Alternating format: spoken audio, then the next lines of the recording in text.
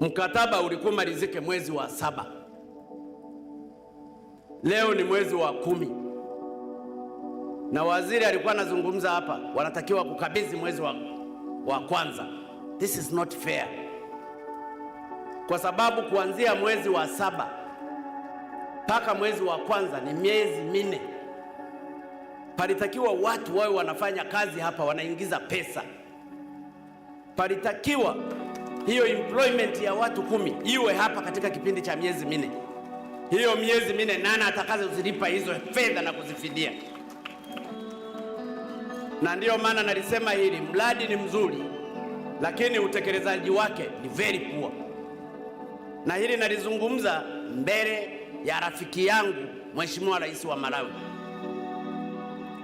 Haiwezekani watu watafute visingizio vya corona. Kwanza effect ya corona katika nchi hii ni so minimal. Kwa hiyo kandarasi alitakiwa awe hapa. Kwa hiyo waziri, huyu contractor aanze kukatwa pesa za kuchelewa kukabidhi mradi.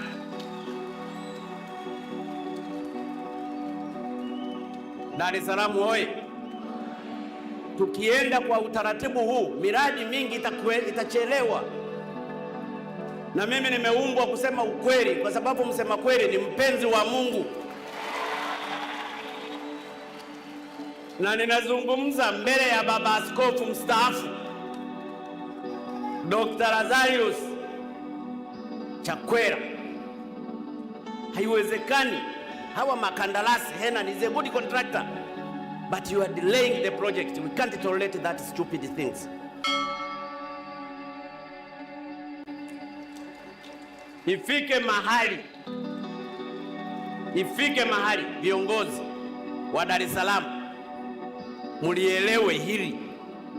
Hizi ni fedha za Watanzania maskini, wamewekeza hapa ili kusudi wapate faida ya mradi huu. Kwa hiyo haiwezekani mnasema corona, baadaye mtasema mvua, baadaye mtasema jua, baadaye mtasema matope. Haiwezekani. Kwa hiyo mkurugenzi wa jiji, wewe ndio lisaini mkataba huu. Nataka mradi huu kabla ya mwezi wa 11 huu umemalizika.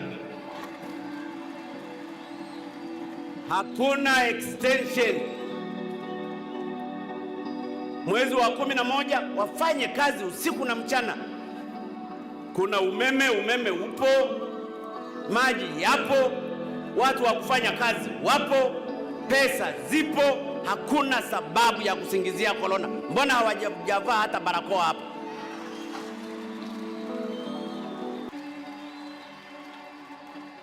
Dar es Salaam oye!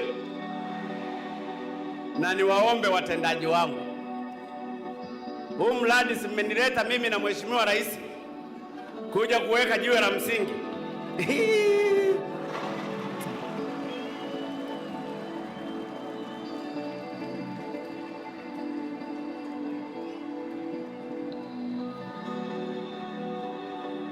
Kwa hiyo waziri, huu mradi umalizike. Hamieni hapa, mainjinia wa mkoa, wa wilaya, msimamie huu mradi. Bilioni 71.